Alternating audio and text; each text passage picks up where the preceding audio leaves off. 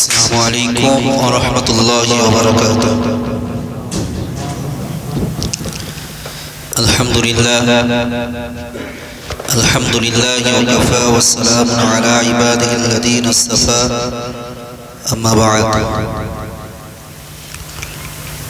সর্বপ্রথম আমরা মহান রব্বুল আলামিনের দরবারে শুকরিয়া জ্ঞাপন করব। সকলে বলুন আলহামদুলিল্লাহ।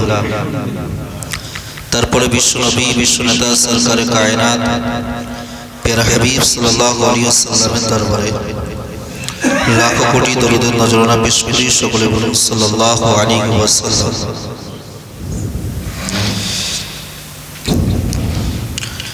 আমাদের আলোচনা চলছিল সূরাতুল মুজাম্মিল থেকে 5 নম্বর আয়াতের আলোচনা করতে করতে বন্ধ করেছিল। বলছেন ইন্না সানুলকি আলাইকা কওলান সাকিলা। যেহেতু এর আগে আল্লাহ পাক রব্বুল আলামিন রাসূল করিম সাল্লাল্লাহু আলাইহি ওয়াসাল্লামকে রাতের বেলা উঠে নামাজ আদায় করতে বলেছেন এবং তারপরে কেন রাতের বেলা উঠে আদায় করতে বললেন নামাজ, সে বিষয়ে কিছু ফজিলত, তার কিছু উপকারিতা বর্ণনা করছে। একটা হলো উপকারিতার মধ্যে একটা হলো এই যে যেহেতু আল্লাহ পাক রব্বুল আলামিন বলছেন ইন্না সানুলকি আলাইকা কওলান সাকিলা, যে যেহেতু তোমার উপরে একটা ভারী জিনিস অবতীর্ণ করা হচ্ছে, ভারী কথা তথা কোরআনে কারীম দেওয়া হচ্ছে। আমি এই সূরার শুরুতে বলেছিলাম যে এই সূরাটা বা এই সূরার যে আয়াতগুলো প্রথমের, এই আয়াতগুলো হয় তৃতীয়বার অথবা দ্বিতীয়বার ওহী নাযিল হয়েছে। প্রথম সূরা আলাই হয়েছে সাব্বিহ ইসমা রাব্বিক ইকরা বিসমি রাব্বিকাল্লাযী খলাক খলাকাল ইনসানা মিন আলাক, এখান থেকে তারপরে হয় এটা কিংবা তার একটা পরে দ্বিতীয় কিংবা তৃতীয় ওহী। তো তখন সবেমাত্র ওহী শুরু হচ্ছে। কোরআনে কারীম, এই পুরো কোরআন আল্লাহ যে রাসূলের কাছে পাঠাবে, এই পুরো কোরআনকে মুখস্থ রাখা এটা সহজ বিষয় নাকি? এটা অত সহজ বিষয় না। তবে সম্ভব হয় কিভাবে? একমাত্র আল্লাহ পাক রব্বুল আলামিনের দয়ায়। কেন? আল্লাহ পাক রব্বুল আলামিন তিনি জানিয়েছেন যে আমি তোমাদের কাছে কোরআন অবতীর্ণ করেছি আর এই কোরআনকে কিয়ামত পর্যন্ত সংরক্ষিত রাখার দায়িত্ব আমি তোমাদের উপরে দেইনি, আমি আল্লাহ নিজে নিয়েছি। এখন বিষয় হলো যেহেতু সংরক্ষণের দায়িত্ব আল্লাহ নিজে নিয়েছে, তো তাহলে কি আল্লাহ নিজেই মুখস্থ করে সকলকে শোনাবে? সংরক্ষণ বলতে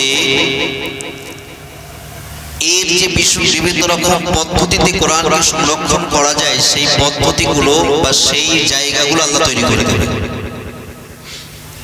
সেই প্রসেস পদ্ধতিগুলো আল্লাহ বার করে দেবে। যেমন একটা পদ্ধতি হলো হাফিজে কোরআন, তারা তাদের সিনায় পুরো কোরআনকে মুখস্থ রেখে দেবে। পৃথিবীতে কোরআনের মতো একটা কিতাবকে মুখস্থ রেখে পুরো কোরআন এক জায়গায় বসে শোনানোর ক্ষমতা মানুষের নিজস্ব সাথে নেই। আল্লাহ তাদেরকে সেই শক্তি দিয়ে তাদের দ্বারাই এই কাজটা করিয়ে। কিছুদিন আগে আমি একটা মাদ্রাসার সঙ্গে কিছু অল্প জুড়ে আছি, সেখানে যাই, গেলে সেখানকার শিক্ষক আমাকে দুটো বাচ্চা আমার সামনে দিল, দিয়ে বললে একটু পরীক্ষা না দিতে।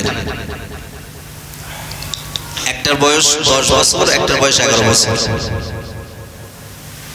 তারা পুরো কোরআন এক জায়গায় বসে শোনাবে 1 সপ্তাহের মধ্যে।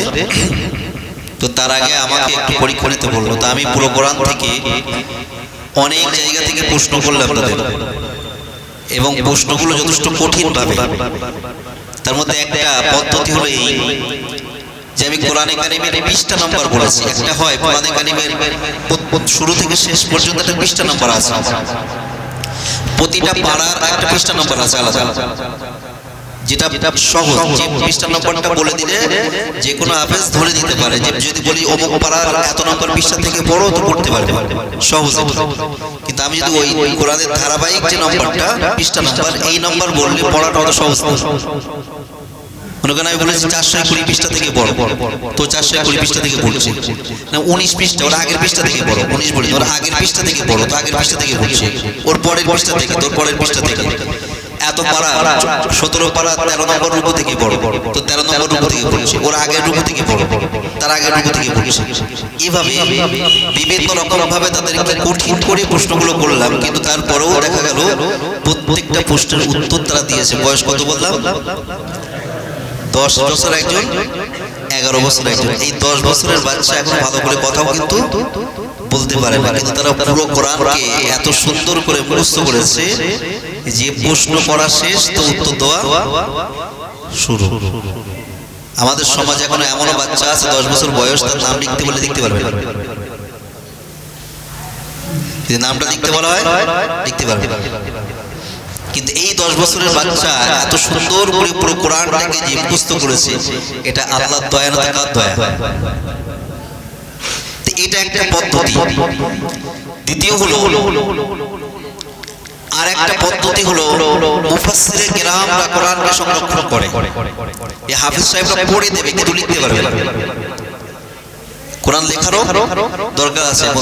একজন হাফেজ সাহেব আর একজন মুফাসসিরে কোরআনকে সামনাসামনি বসিয়ে দেবেন, হাফেজ পড়বে আর মুফাসসিরে কেরাম লিখবে। হয়তো একদিন লাগবে, 2 দিন লাগবে, পুরো কোরআন আবার লিখে দেবে। ইংরেজরা ভারতবর্ষে একবার চ্যালেঞ্জ করেছিল যে কোরআনকে পৃথিবী থেকে বা ভারতবর্ষ থেকে মুছে দেব, পুরো কোরআনের যত কপি আছে সব পুড়িয়ে দেব। তো সম্ভবত ইংরেজদেরই কেউ একজন কিংবা কোন একজন আলিম বলেছিল যে এটা তোমরা পারবে না। তার কারণ হলো তোমরা শুধু কপিটা পড়াতে পারবে, কিন্তু এই কোরআন যে ছোট ছোট 10 বছর 9 বছর 8 বছরের বাচ্চাদের সিনায় আছে, একদম পরিষ্কার কাচের মতো পরিষ্কার হয়ে আছে, ওরা পড়বে আর আলিমরা লিখে দেবে, তোমরা শেষ করতে পারবে না পৃথিবী থেকে। তো সেই জন্য যাই হোক, যেটা বলছিলাম, এই যে হাফেজ তৈরি হবে, মুফাসসির তৈরি হবে, আলিম তৈরি হবে, কোথায় কোথায় তৈরি হবে? মাদ্রাসাতে তৈরি হবে। এই মাদ্রাসাগুলো কোটি কোটি টাকা ব্যয় করে মাদ্রাসাগুলো চলছে, দেখলে অবাক হয়ে যাবে যে এত টাকার আঞ্জাম কে দেয়? আল্লাহ বানিয়ে দেয়। যেহেতু আল্লাহ নিজেই দায়িত্ব নিয়েছে কোরআনকে সংরক্ষণ আমি করব, সেজন্যই আল্লাহ এই সমস্ত ব্যবস্থা করে দেয়। যদিও মাদ্রাসাকে কেন্দ্র করে অনেকের পেটও চলছে, কোন রকম নামকে আসতে মাদ্রাসা খুলে রেখেছে আর কালেকশন করে তাদের নিজের গাড়ি বাড়ি জমি জায়গা সবকিছু খুব সুন্দরভাবে চলছে। মাদ্রাসা চলতে চলুক না হয় না চলুক। যাই হোক, যে বিষয়টা, তো এই পুরো কোরআন যেহেতু আল্লাহ রসুলের উপর অবতীর্ণ করবে, তো রসুলকেও তো বিষয়টা মুখস্থ রাখতে হবে। রসুলকে হাফেজ হতে হবে না কোরআনের? রসুল অবশ্যই পুরো কোরআনের হাফেজ ছিলেন। সুতরাং রসুলের উপর যখন আয়াত নাজিল হচ্ছিল প্রথমে, তো তখন এই বিষয়টা এখন কতটা কোরআন নাজিল হবে, কত লম্বা আসবে, সেটা কত দীর্ঘায়ু হবে, এটা তো রসুল জানেন না। তাই আল্লাহ রসুলকে জানিয়ে দিলেন, হে রসুল, আপনি রাতের অন্ধকারে উঠে বিছানা ত্যাগ করে দাঁড়িয়ে যান, কোরআন কারিমের তেলাওয়াত করতে থাকুন। কেন ওটা আপনাকে মুখস্থ রাখতে হবে, এটা সহজ না, একটা ভারী জিনিস। এটা একটা কারণ। যেহেতু কোরআন ভারী, ওটা মুখস্থ রাখতে হবে। ওটা মুখস্থ রাখতে গেলে সব থেকে সুন্দরভাবে মুখস্থ থাকে একটা আয়াত মুখস্থ করার পরে সেই আয়াতটা যখন নামাজে তেলাওয়াত করা হয়। দ্বিতীয়, রাতের বেলা আল্লাহ কেন বললেন ইন্না নাশিয়াতাল লাইলি হিয়া আশাদ্দু ওয়াতআউ ওয়া আকওয়ামু কিলা? আল্লাহ বলছে তুমি রাত্রিকালে সূর্য ত্যাগ করে উঠে দাঁড়িয়ে যাও। কেন? এটা তোমার প্রবৃত্তির যে চাহিদা আছে, যে তোমাকে পিছিয়ে দেবে, প্রবৃত্তির চাহিদা, এটা থেকে রাতের নামাজ তোমাকে এগিয়ে দেবে। কেমন? রাতের বেলা আমাদের বিশেষ করে ঠান্ডার রাতে সকলেরই মন চায় একটু শুয়ে পড়ি, তাই না? কখন এসার নামাজ পড়ে খাওয়া দাওয়া করে লেপের মধ্যে যে শুয়ে পড়বো। তো আমাদের প্রবৃত্তির চাহিদা হলো লেপের মধ্যে যে শুয়ে পড়া, আর এই শুয়ে টাইম কাটানো এটা মূলত কি অলসতার ভাব। তো এই অলসতা কাটিয়ে আপনাকে সুস্থ হতে হবে, আপনাকে মজবুত হতে হবে, আরো অলসতা কাটিয়ে আপনাকে পরিশ্রমী হতে হবে। তো পরিশ্রমী হতে গেলে আপনাকে সব থেকে বেশি যে সময় অলসতা আসে সেটা রাতের বেলা। তো এই রাতের বেলায় আপনি উঠে দাঁড়িয়ে যান নামাজে, আপনার মনের বিরুদ্ধে, আপনার প্রবৃত্তির বিরুদ্ধে আপনি দাঁড়িয়ে যান, তাহলে আপনি অন্য জায়গায়ও আপনার মনের চাহিদার বিরুদ্ধে দাঁড়িয়ে যেতে পারবেন।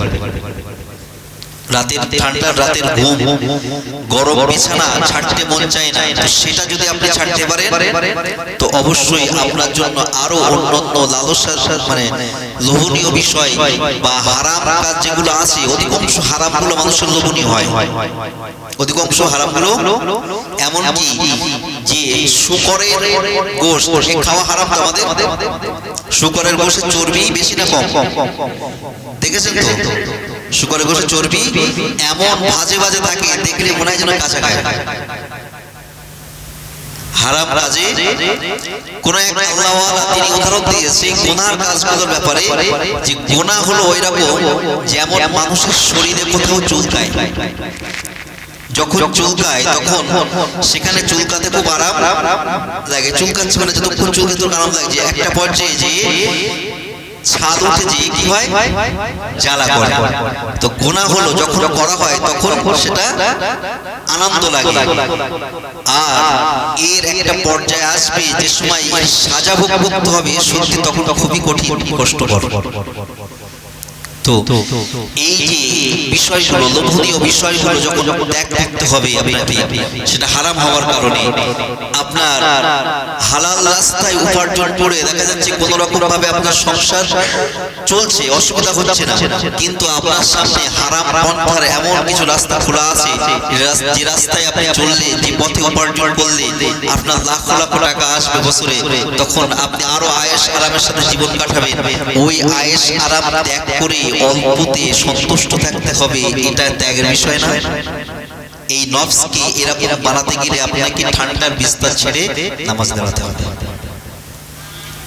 ঠান্ডার বিছানা ছেড়ে নামাজে দাঁড়াতে হবে। এই নামাজ আপনাকে এই হারাম জিনিস ত্যাগ করার শক্তি দেবে। যেহেতু এর আগে বলছিলাম যে নামাজে কেন দাঁড়াবে, যে আপনাকে শক্তি যোগাতে হবে। আপনি যখন রাতের বেলা উঠে নামাজ আদায় করবেন ঘুম বাদ দিয়ে, তখন আপনার মধ্যে ধৈর্য শক্তি বেড়ে যাবে,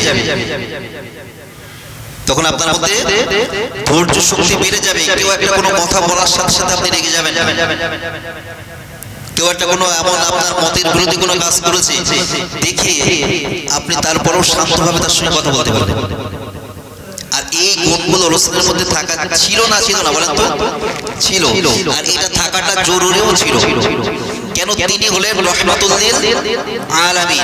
তো রাহমাতুল লিল আলামিনের আচার আচরণের মধ্যে তেমন থাকবে যে তার বিরোধীচারণ হবে, তার বিরুদ্ধে অনেক কথা হবে, তার বিরুদ্ধে চক্রান্ত হবে, তারপরেও তিনি তাদের সঙ্গে কোমল ব্যবহার করবেন। আর এটা অর্জন করার জন্য আল্লাহ পদ্ধতি শেখাচ্ছে, তুমি রাতের বেলায় নামাজে দাঁড়িয়ে যাও। দেখেন মক্কার কাফেররা রাসূলকে কি পরিমাণের কষ্ট দিয়েছিল, এটা আমরা সকলেই প্রায় জানি। এই কঠিন কষ্ট উপেক্ষা করে রাসূল মক্কায় একটা লম্বা টাইম কাটানোর পরে আল্লাহর আদেশে চলে গেলেন কোথায়? মদিনায়। যখন এই সূরার আগে আসবে আল্লাহ পাক রব্বুল আলামিন রাসূলকে মক্কা জীবনে কাফেরদের সাথে যুদ্ধে জড়াতে নিষেধ করেছেন, যে ওদের সঙ্গে যুদ্ধ করো না, এখন ওদেরকে এড়িয়ে চলো খুব ভালোভাবে। এর আগে একটা দুটো আয়াত পড়ে আসছে। কেন?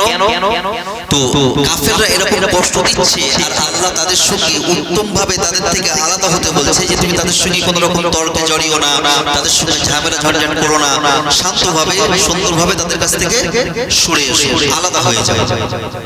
তো এই কঠিন কষ্ট দেওয়ার পরে রাসূল চলে গেলেন কোথায়? মদিনায়। মদিনা থেকে যখন এসে মক্কাকে বিজয় করলেন, সাহাবাদের মধ্য থেকে কোনো একজন সাহাবা রাসূলের সামনে বলে ফেললেন, আল ইয়াউমা ইয়াউমুল মালহামা, যে যে আজকের দিনটা হলো প্রতিশোধ নেওয়ার দিন, বদলা নেওয়ার দিন। আমরা ঈমান আনার কারণে তোমরা যারা আমাদেরকে কষ্ট দিয়েছিলে আজকে এক এক করে সকলকে ধরবো আর ব্যবস্থা দেব। সাহাবাদের মধ্যে একজন এই কথা যখন বললেন, রাসূলের কানে কথাটা যাওয়ার সাথে সাথে রাসূল সেই সাহাবাকে ডেকে বললেন যে তুমি কথাটা এমন বলো না, আল ইয়াউমা ইয়াউমুল মালহামা বলো না, বলো আল ইয়াউমা ইয়াউমুল মারহামা। মালহামা মানে বদলা দেওয়া, আর মারহামা মানে ক্ষমা করা, দয়া করা তাদের উপরে। রাসূল বললেন তুমি তাদের উপরে বলো যে আজকের দিবস হলো ক্ষমা করার দিন। কি কষ্ট দিয়েছিল রাসূলকে, 3 বছর রাসূলকে বয়কট করে শোবায় আবু তালিবে রেখে দিয়েছিল। সেখানে কোনো কাফিররা রাসূলের সাথে, রাসূলের সহচরদের সাথে, সাহাবাদের সাথে কোনো রকম লেনদেন করেনি, কোনো জিনিস তাদের কাছে বিক্রি করেনি, তাদের কোনো ক্ষেত থেকে কোনো জিনিস নিতে দেয়নি, তাদের কুয়া থেকে পানি তুলতে দেয়নি, বাজার থেকে কোনো জিনিস তাদের কাছে বিক্রি করেনি, কোনো রকম লেনদেন তাদের সঙ্গে চলবে না, কোনো রকম কথাবার্তা চলবে না, সমাজ থেকে পরিপূর্ণরূপে বয়কট। 3 বছর ওখানে কাটিয়েছে রাসূল করিম সাল্লাল্লাহু আলাইহি ওয়াসাল্লাম সহ সাহাবায়ে কেরাম আজমাইনরা। তারা কি খেয়েছে? ঘাস খেয়েছে, গাছের পাতা খেয়েছে, ঘাসের শিকড় খেয়েছে, এই ধরনের জিনিস খেয়ে তাদের 3 বছর কেটেছে। এই অবস্থা, এই কঠিন অবস্থা থেকে যাদের জন্য হয়েছে তাদেরকে ক্ষমা করাটা কি একটু মানে দয়ার পরিচয় না বিশাল দয়ার পরিচয় বলেন তো? রাসূল কাবায় গিয়েছে, তখন কাবার চাবি যার কাছে ছিল তার নাম হলো উসমান। তো তাকে ডেকেছে যে যখন কেউ যদি কাবার ভিতরে যে ইবাদত করার মন চায় তো তার কাছে যেয়ে তার কাছ থেকে চাবি নিতে হতো। কাবার চাবি সংরক্ষণের দায়িত্ব ছিল তার। এবং যারা হজ করতে যাবে, তখন হজ ছিল, যারা হজ করতে যাবে, যে এখন বর্তমান এই শরিয়াতের হজের যে পদ্ধতি, এই পদ্ধতি না, কিন্তু পদ্ধতি আলাদা ছিল।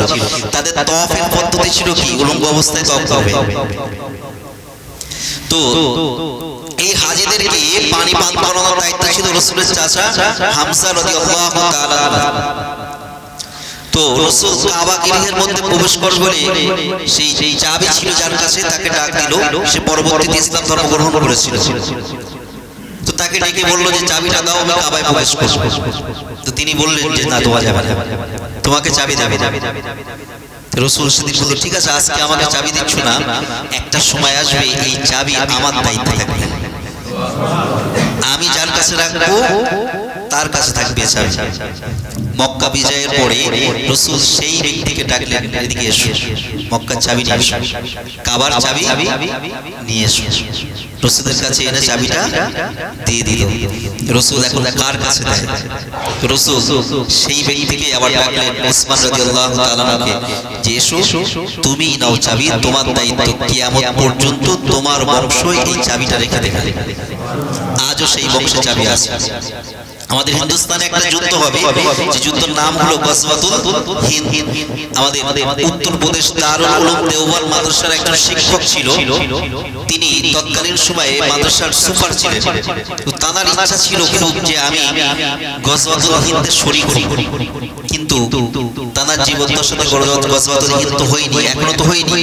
তো তিনি শেষ বয়সে যে একটা তরবারি এবং যুদ্ধের আর একটা কোনো সরঞ্জাম, হয় ঢাল বা অন্য একটা কোনো সরঞ্জাম, এই দুটো জিনিস যে বংশে যে কাবার চাবি সংরক্ষণ আছে ওই বংশের মানুষদের কাছে গিয়ে তিনি দিয়েছেন যে এই দুটো আমার পক্ষ থেকে রেখে দাও, গজওয়াতুল হিন্দের কোনো একজন সৈনিকের হাতে এই দুটো জিনিস তুলে দেবে।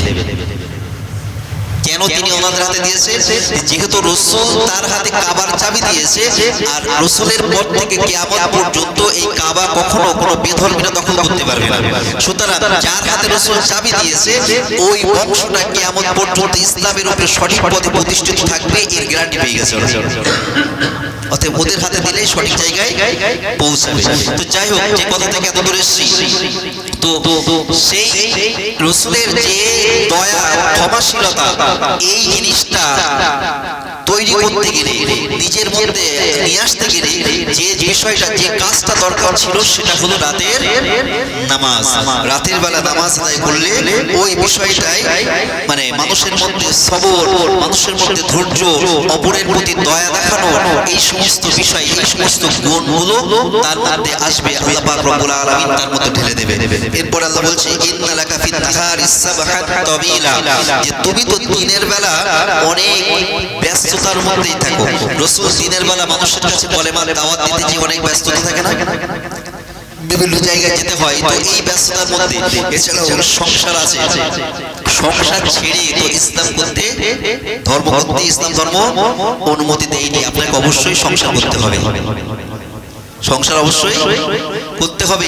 আপনার স্ত্রী, আপনার সন্তানদের, হ্যাঁ বিয়ের পরে সন্তান আল্লাহ দেয়নি আলাদা জিনিস, কিন্তু আপনাকে প্রচেষ্টা করতে হবে, আপনি সেটাকে ত্যাগ করতে পারবেন। রাসূল করিম সাল্লাল্লাহু আলাইহি ওয়াসাল্লামের একটা হাদিসের মধ্যে এসেছে যে বিবাহ হলো অর্ধেক ঈমান, যে বিবাহ করেনি তার ঈমান পরিপূর্ণ হয়নি, সে আধা ঈমানের অধিকারী। কেন বিবাহ না করলে দুনিয়ার ঝঞ্ঝাট, দুনিয়ার ঝামেলা, দুনিয়ার প্রেশার এটা তার বুঝেই আসবে, এটা তার বুঝেই আসবে না। সুতরাং বিয়ে অবশ্যই সংসার করতে হবে। তো রাসূলের দিনের বেলা সংসারে চালাও, সংসারের ঝামেলাও ছিল, তো সেসব গুলো সহ এবং কলেমার দাওয়াত মানুষের দ্বারা দ্বারা পৌঁছানোরও ঝামেলা ছিল, এই সব কাজের মধ্যে রাসূল ব্যস্ত থাকতো, যার কারণে দিনের বেলায় রাসূল নামাজে বেশি সময় দিতে পারতো না। সেই জন্যই আল্লাহ পাক রব্বুল আলামিন রাতের বেলায় নামাজে দাঁড়িয়ে যাও। রাতের বেলা নামাজে দাঁড়ালে আরো কিছু উপকারিতা আছে, যেহেতু এর আগে বলা হয়েছে যে রাতের বেলা দাঁড়িয়ে তুমি কোরআন তেলাওয়াত করো তারতিলের সাথে, ওয়ারাতিল কুরআনা তারতিলা, যে তুমি কোরআন তেলাওয়াত করো তারতিল সহকারে, তারতিল দিয়ে আগে বলেছি। তো দেখেন দিনের বেলা যদি আমি মসজিদে এখানে দাঁড়িয়ে নামাজ পড়তে দাঁড়াই, রাস্তা দিয়ে একজন যাবে বা কোনো কথা বলবে, গাড়ি যাবে, সেই বিভিন্ন রকম যে ঝামেলা যেগুলো, সেগুলো আমার কানে আসবে, আসলে কি হবে আমার মনোসংযোগ নষ্ট হবে, বারবার সেদিকে ধ্যান যাবে, বা কোনো কাজের জন্য কেউ ডাকছে সেদিকে ধ্যান চলে যাবে, সেই নামাজের মধ্যে একাগ্রতা আসবে না, ধারাবাহিকভাবে তেলাওয়াত, লম্বা তেলাওয়াত করতে পারবো না। কিন্তু রাতের বেলা যদি দাঁড়াই, তো এই সমস্ত পরিবেশের ঝঞ্ঝাট, একে অপরের বিভিন্ন কাজের সহযোগিতার জন্য ডাকা, এই সমস্ত থেকে সে মুক্ত থাকবে, অতএব লম্বা নামাজ পড়তে পারবে। আরো একটা বিষয় কি, দিনের বেলা এই সমস্ত গোলযোগের কারণে পড়বে ঠিকই, কিন্তু তার নিজের তেলাওয়াতের আওয়াজ যেমন কানে যাবে, পাশাপাশি অন্যান্য আওয়াজ তার কানে যাবে। সেজন্য তেলাওয়াতের শুদ্ধতা মানে পরিশুদ্ধ তেলাওয়াত তার কানে যাবে না। আর রাতের বেলা যদি তেলাওয়াত করে, তো ওই তেলাওয়াতে কোনো আওয়াজ মিশ্রিত না হয়ে একদম স্পষ্ট তার তেলাওয়াতটা কানে শুনতে পাবে। সুতরাং তেলাওয়াতেও শুদ্ধতা আসবে, সৌন্দর্য আসবে, সেজন্য এই রাতের বেলা তেলাওয়াত করা দরকার। কেননা আরো একটা বিষয়, যারা পড়াশোনা করে তারা এখান থেকে একটা বিষয় টিপস নিতে পারে, যে আমরা যেগুলো মুখস্থ করার নিয়তে পড়ি, অনেকের এরকম অভ্যাস আছে, তারা মনে মনে পড়ে, আস্তে আস্তে পড়ে, আস্তে আস্তে পড়লে ভালো মুখস্থ হয় না। কেন বলছি, যে যেহেতু আল্লাহ বলছে তুমি রাতের বেলা জোরে তেলাওয়াত করো, তোমার উপরে পুরোপুরি পরিপূর্ণ কোরআন নাযিল হবে, এটা মুখস্থ রাখতে হবে, তো রাতের বেলা জোরে তেলাওয়াত করো। এখন জোরে তেলাওয়াত করার উপকারিতার মধ্যে একটা হলো এই সুন্দরভাবে শোনা যায়, আওয়াজটা শুনলে মুখস্থ হয়। এখন কেউ যদি মনে মনে পড়ে, তাহলে সেই আওয়াজটা কিন্তু সে শুনতে পাবে না। দিনের বেলা পড়লে আওয়াজের ঝামেলা হবে, তাই রাতের বেলা পড়তে বলছে। সুতরাং আমাদের যারা পড়াশোনা করি, তারা যেটা পড়বো সেটা জোরে পড়বো। আর একটা কখন পড়বো, রাতের বেলা পড়বো, পারলে দ্রুত ঘুমিয়ে যাব এবং ভোরবেলা, ভোরের সময় উঠে তেলাওয়াত করতে থাকবো বা পড়তে থাকবো, তাহলে আরো বেশি মুখস্থ হবে, অল্প সময়ে বেশি মুখস্থ হবে। আমাদেরও মাদ্রাসায় বা পড়ার জীবন দেখছি, আমরা পড়েছি যে আমাদেরকেও ভোরে একদম ফজরের আজানের আধা ঘন্টা 40 মিনিট আগে রেখে দিত, ফজরের আজানের আরো 40 মিনিট 50 মিনিট আগে রেখে দিত। আমরা যখন উঠে বাথরুম করে ওযু করে পড়তে বসবো, তো পড়তে বসার পরে বেশ আধা ঘন্টা 20 মিনিট পড়ার পরে ফজরের আজান হবে। এত তাড়াতাড়ি রাত্রে আবার তাড়াতাড়ি শুয়ে দিত। তো এইগুলো যদি আমরা ঘুমানোর পরে দ্রুত উঠি বা কিছুক্ষণ ঘুমানোর পরে উঠে যদি আমরা তেলাওয়াত করি বা যেটা আমার মুখস্থ করার দরকার, পড়াশোনা করার দরকার, সেগুলো পড়ি, তো দ্রুত মুখস্থ হয়। এখানে কিন্তু রাসূলকে রাতের বেলা কিছুটা ঘুমানোর পরে উঠে নামাজের কথা বলা হয়েছে। সুতরাং আমরা যারা পড়াশোনার সঙ্গে যুক্ত আছি তারাও এই বিষয়টা খেয়াল রাখবো যে আমরা একটু রাতের বেলা বেশি পড়ার চেষ্টা করবো দিনের থেকে, তাতে উপকার হবে। আল্লাহ পাক রব্বুল আলামিন আমাদের সকলকে যা কিছু শুনেছে সেই অনুযায়ী আমল করার তৌফিক দান করুন। আল্লাহু আমিন।